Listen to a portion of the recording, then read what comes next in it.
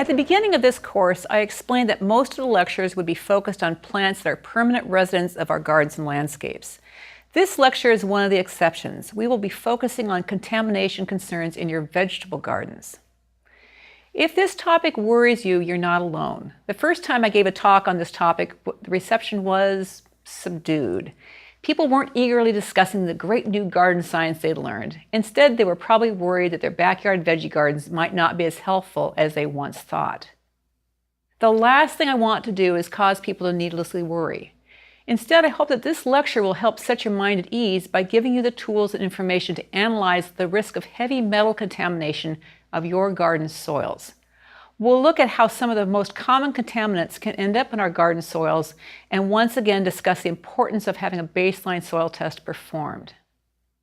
Once we know whether our soil is contaminated with heavy metals, we can make some decisions about how to minimize exposure through direct contact and through consumption of vegetables. Even landscapes with contaminated soils can be safely used for growing vegetables with some careful planning. So first of all, I'd like you to consider something that the EPA called the risk cup. And this was very popular several decades ago. And it was a nice graphic, and it helped explain the types of contaminations you're exposed to and what you can and can't control. So it was just a very simple graphic, and it was a cup. And so mentally what you would do is kind of fill that cup with things that you knew you were exposed to. So for instance, my husband used to be a nuclear medicine technologist. And so one of his parts of the risk cup was being exposed to radioactive materials, something he couldn't completely control, but something he was aware of. Now, most of you probably aren't being exposed to radioactivity that much, but you might be exposed to other types of chemicals in your workplace or where you live, depending on what's been done historically in your neck of the woods. Anyway, it's a good visual way of determining your relative risk to exposures to various environmental factors. The higher you know your cup is, the more caution you want to take to reduce unnecessary exposure to yet other chemicals. So thinking about heavy metals, understand they're there to stay. They're in your soil, they're elemental, they don't break down. So I'm going to give you a little story about the area I grew up in, one of the legacies of heavy metals that is now still left there. So I grew up in Tacoma, Washington, and we lived in the south end of the city. The north end was gorgeous. It had great views of Puget Sound, and it was on a hillside, and it was where the oldest houses were, and it's where Tacoma money was. This was just the most desirable part of town. However, off to the side was a smelter, and this was an aluminum smelter that was there for a number of decades. In addition to smelting aluminum, it also pumped out a whole bunch of pollution. And the thing that you really could tell was out there was arsenic. And living in an area that has a lot of fog and a lot of those kinds of days where it's just kind of drizzly, you could actually taste the metal in the air if you happen to be in North Tacoma. So what was sad about this is that over a number of years, Tacoma residents, especially in the north end, started to experience some serious health problems, all kinds of odd cancers, nothing that was really directly linked to the smelter, but things that were obviously could be caused by arsenic or possibly some other contaminants. And it was just really in that particular area that was more or less downwind of the smelter. Fortunately, the smelter was taken down. There's been restoration of the area, but that soil there is still contaminated. Some of it is part of a Superfund site, but other areas are starting to be recolonized with people. And the big concern I would have personally is just being exposed to the soil that it still is going to contain those metals forever. So you really need to know your property history and location. It's just like those movies, the horror movies that come out where they look to see what happens if you happen to build your house on burial grounds. You know, there's just things that are going to be there in the soil that you need to be aware of before you decide to make a vegetable garden part of your landscape or anything else that might expose you to whatever might be in that soil. So know your history, know what used to be there. If it was an agricultural area, be aware that there were a lot of pesticides used that used to be very toxic and based on things like arsenic. If you're in an industrial area, be aware that there used to be a lot of dumping of materials that were also toxic. So you need to know what was done there before you moved in. So let's think of some of the things that might be in your soils, and that's going to help you determine what types of soil tests you should do. So there's a lot of possible sources that your soils are going to be exposed to. If you live anywhere that's near a road, you're going to have lead in your soil. And the reason is, for years we had leaded gasoline, and the lead comes out, and it'd be in your soils. It gets brushed up by wind, and it blows all over the place. And as I said, it doesn't go away. It doesn't break down. It's there as an element. Old paint was lead-based, and so that, especially near your house, if it's an older house, you might have high levels of lead in the soil right next to the house. Solder has lead in it, so from old pipes, plumbing pipes. So these are all sources of lead that could be in your soils and should be tested for. The second thing is pesticides. As I mentioned, a lot of the older pesticides that were really very effective were based on heavy metals, because heavy metals are toxic to most life. So arsenic-based pesticides were very common, especially in areas where there were fruit trees, for instance. Old treated timbers. So if you've ever used treated timbers, those used to be based on arsenic and other types of toxic heavy metals. And that's why they lasted so long, because nothing could break them down. So these old timbers are not legal anymore in this country. You can still find them, and they might still be part of a landscape, and they should be avoided or actually removed and taken to a toxic waste site. And finally, tires. Consider tires. We talked about rubber mulches a little bit earlier, but consider what material in tires can do. So as the tires break down, there's zinc. They're also traveling on roads where there's lead, so tires can actually pick up the lead and deposit it. So using tires in the landscape, whether it's as a rubber mulch or whether it's planting gardens in tires, is something to really think about, because they are also a source of heavy metals. So what type of activities are going to release heavy metals into the atmosphere and into the soil? Because both ways, or even into the water. All these are ways of getting heavy metals someplace where perhaps you don't want them. Manufacturing is an obvious one. I mentioned the smelter story, and any place that has industry as part of its history is going to have manufacturing, and these heavy metals are going to be a legacy of that. If it's an area where there's orchards that have been managed for production for a number of years, so going back into the last part of the last century, until then, everything was more based on heavy metals rather than some of the safer pesticides we've come up with. So you need to be aware that if there were orchards there, even if they're not there anymore, there still may be metallic contaminants in the soil from those pesticides. And then, of course, any place where you're manufacturing pesticides, or any place you're applying pesticides, depending on what the materials are, heavy metals can be left over in the soil. So let's think about how this problem can actually get into your vegetable gardens, because this is what you need to be able to predict and possibly test for and then work around. So obviously atmospheric deposition is one of those things. Any place that had a smelter or anything else that would be putting up metals into the atmosphere, they're going to be falling down someplace else, somewhere downwind, possibly very far downwind. So you need to have an idea about these types of things that are not necessarily just right next to where you live, but are somewhere upwind of where you live. Contaminated compost can be a problem. Now, if you buy compost that's been certified by the Compost Council, you don't need to worry about contamination. However, you can buy compost that hasn't been certified, and depending on what materials are in there, they can be contaminants and they can contain heavy metals. Landscaping timbers, as I mentioned, they can contain heavy metals if they're older landscaping timbers. So if you have those, they've been leaching metals into the soil for as many years as they've been sitting on the soil. Peeling paint from houses or outbuildings, fences, anything that's the old lead-based paint, that's obviously a source of heavy metals. Persistent pesticides, most of them older. None of the current ones are going to be nearly the problem that the arsenic-based ones were. And rubber mulches. As I mentioned a little bit earlier, this is a material that will continue to leach zinc and other heavy metals into the soil as they break down, because rubber mulches are not a permanent type of mulch material. Wastewater and rain barrels. We like to be able to reuse water in our landscapes, and rain barrels are a really popular way of doing that. But be aware that the rain in the rain barrels is probably coming off your roof. So what is your roof material made out of? There may be materials, especially if it's an asphalt-based material, that, or if you use something to take off moss, like a zinc-based material or a copper-based material, then you're going to be getting that same heavy metal into your rain barrels. So be really aware of what's going into your rain barrels before you use it.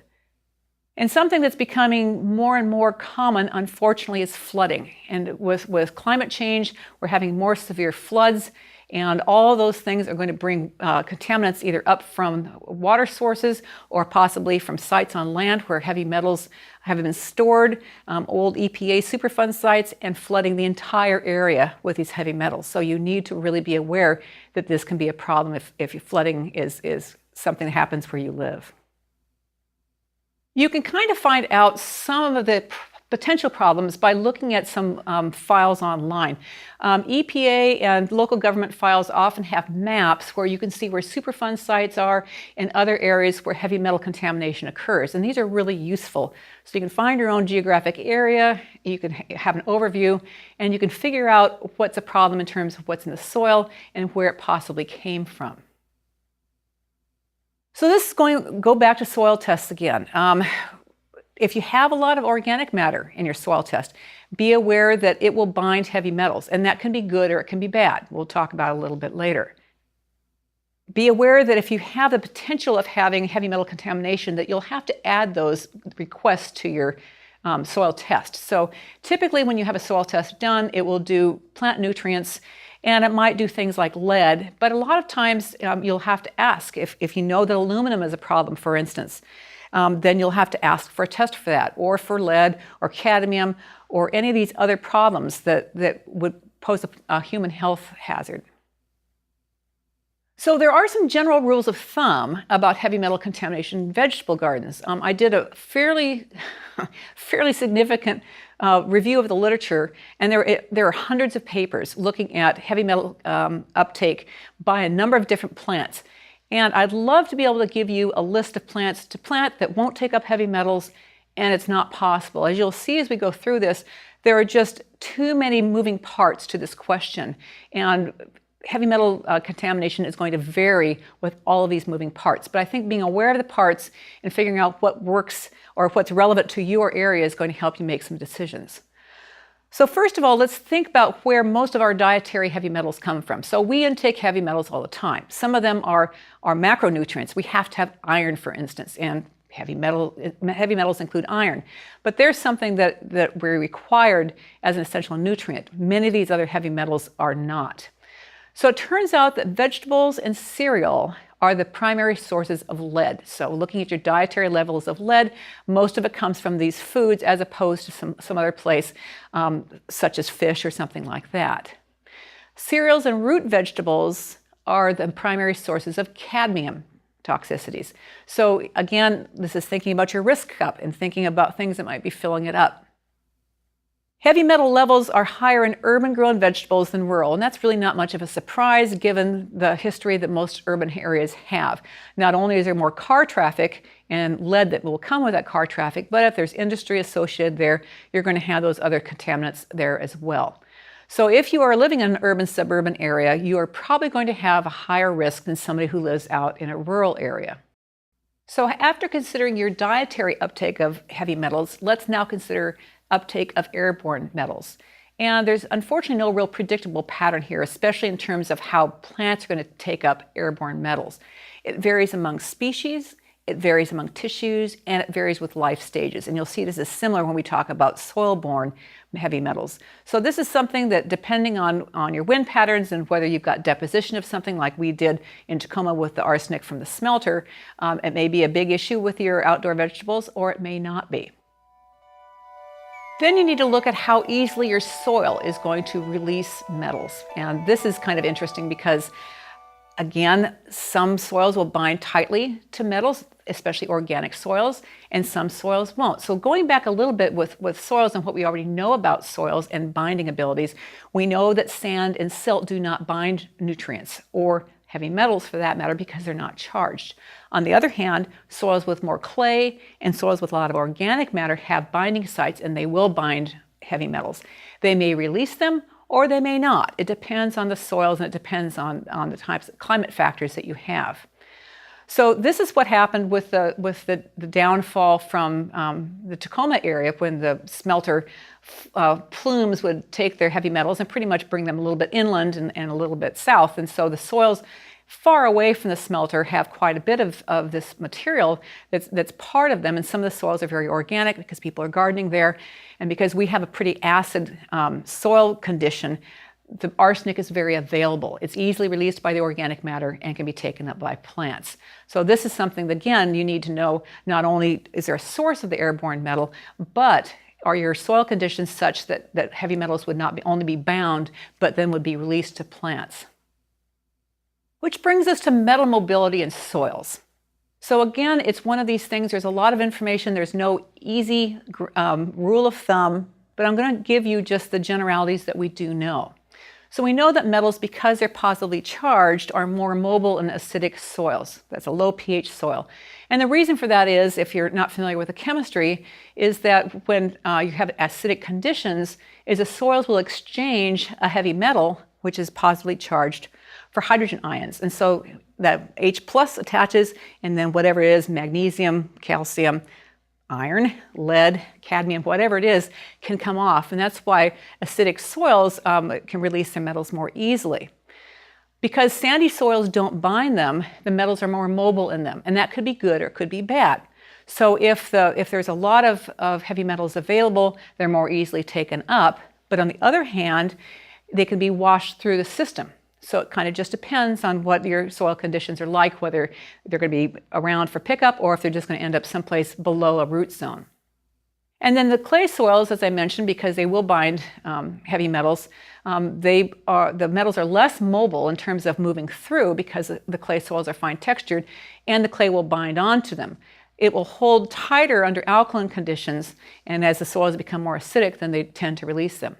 Do keep in mind, though, remembering that roots and mycorrhizae also acidify the root zone, so they can make these metals more available even if you have a more alkaline soil.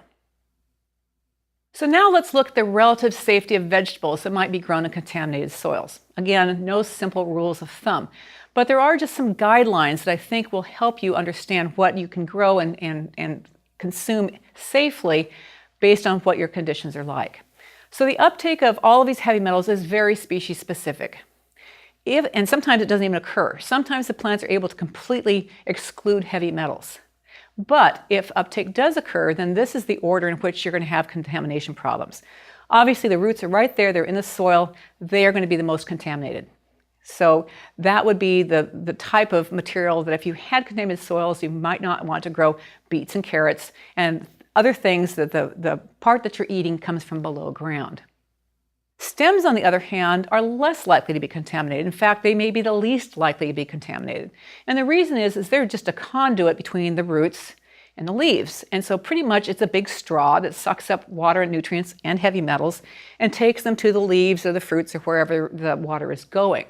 So the stems and things like the petioles on rhubarb, for instance, because the big red, what we call stems, are actually petioles, they would be most edible because they're not a root and they're not a leaf. And we're not even talking about the toxicity of rhubarb, but just in terms of heavy metals. Leaves, on the other hand, can be contaminated. No simple rules of thumb here. It depends on the plant. But what I noticed looking at the literature is that oftentimes leaves that are red were often more contaminated than those that are green. And part of this may be because anthocyanins, which is the red pigment in leaves, can also bind heavy metals. And they do that to help detoxify the environment, the cell environment for the plant, but then they're there waiting for you to eat them. And then fruits and other things like vegetables that are actually botanical fruits, things like tomatoes, we're going to consider all those to be fruits. They're the least likely to be contaminated because a lot of times the fruit serves as a mechanism to attract someone to disperse the seeds, like you. So you're going to be eating apples or tomatoes or whatever have seeds, and then the seeds are taken away from the plant and deposited someplace else. So from an evolutionary perspective, it doesn't make much sense for the plants to be accumulating heavy metals in their fruits because then their seed disperser is going to be injured. The exception to this, oddly enough, is zucchini. And for whatever reason, zucchini accumulates certain heavy metals. So as I said, there's no real good rules of thumb because there's many exceptions. But these generally are the places where you would or wouldn't find heavy metals if the plant takes them up in the first place. And then it gets more complicated. So we already know that we have complications from soils, complications from species, complications from tissues, and now here's some other complications for you.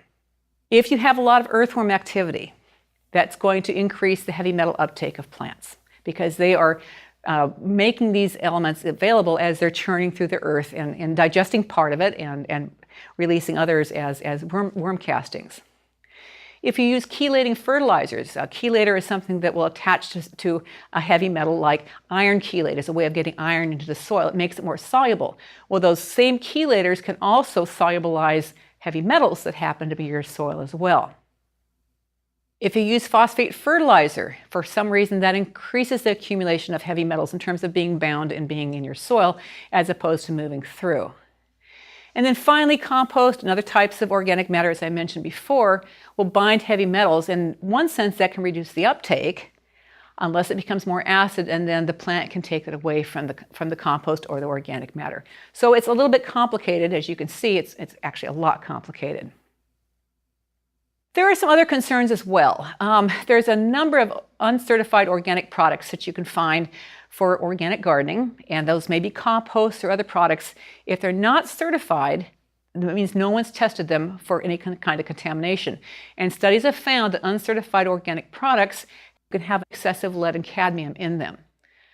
Kelp-based fertilizers, which you may be, hopefully at this point, not tempted to use for some other reasons, are also high in cadmium and other heavy metals. It's just something that kelp does. It accumulates heavy metals, not to its damage, but to yours if you happen to use it. And then fruits and vegetables that are found near roadways have been found to receive more airborne lead and other heavy metals than fruits and vegetables found farther away from the roadways. Fortunately, there are some strategies to help minimize your exposure to heavy metals. I can't overemphasize how important it is to have your soils tested, not just for nutrient values, but for health values for you. So if you are worried about this, it's better to be informed than uninformed, and I know it is a worrying subject, but have your soils tested for specific heavy metals. It's worth knowing whether you've got a problem right off the bat so that you can start dealing with it. Secondly, when you're working outside, if you know you have heavy metals, or even if you don't, it's not a bad idea to wear dust masks and gloves to reduce your direct exposure, especially if you're going to be doing a lot of soil turning. You get the dust up there, you want to keep it out of your nasal cavities. The gloves can help reduce exposure to your hands, and it's not that the heavy metals are taken up by your skin, but if it's on your hands, it's easy enough, to have wiped your mouth or something and transferred that to your body. And then you want to make sure you're using untreated wood and other safe materials when you're building beds. So pressure-treated lumber these days is fine. The older stuff was called CCA, and that was copper and chromium and arsenic. And chromium and arsenic are terribly toxic. Copper, not so much. In fact, you need small amounts of copper as an essential element. That's no longer sold, but you can still find it because it lasts for a long time. It just doesn't break down. So you don't, a lot of gardeners love to save money and reuse materials. If you've got this older material, do not use it. Just try to get it out of your landscape and take it to a hazardous waste site. The metals have leached out of that wood into the soil as the wood decomposes because eventually it does break down. There's not all of the wood is treated equally, and fungi and bacteria can get in there and start to break it down anyway.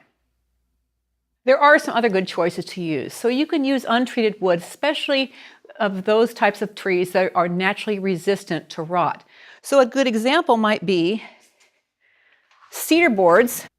And you can get kits that use cedar, and there's other types of wood just as well that are naturally rot resistant, and you can build using those materials. Now, they will break down a little bit faster than treated wood does, but at least you know that it doesn't have hazardous heavy metals inside. You could also use concrete or other types of inorganic materials to build beds. They're very stable and sturdy, and you can make them attractive even if a brick doesn't look particularly attractive. I've seen some very nice raised beds that use inorganic materials. You can use recycled plastic timbers. These have become much better as time has gone on. The original ones were really prone to warping and didn't really look very good, and the newer stuff actually looks a lot like wood and keeps its shape and structure a lot longer. When you're filling your beds, if you are building raised beds, make sure you only use certified compost, and that way you know you have no heavy metals in it. And certified soil mixes, same thing, no heavy metals that are in there. The unregulated composts are a problem because they're unregulated. You have no idea what went into them. They might contain industrial waste, They might contain lead-based paint products, pesticide residues, and sewage sludge. Now, treated sewage, biosolids, has those heavy metals removed, but untreated sewage sludge does not. And so that is a very significant source of heavy metals. There are better choices than unregulated composts, and what you should look for is things that have been certified as pesticide and heavy metal free.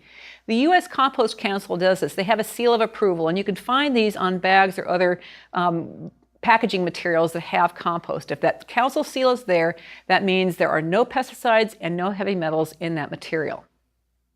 Another thing you can do is use containers or lined raised beds with new soil if your landscape soil is contaminated. What you can do here is just making sure your landscape soil does not come into contact with the contaminated soil. So this is why I say lined raised beds. So you put down some kind of plastic membrane, you'd build your beds, and you'd put in your cleaned landscape soils for planting. The herb garden at the State Arboretum of Virginia is an excellent example of using raised beds for edibles. Let's take a look.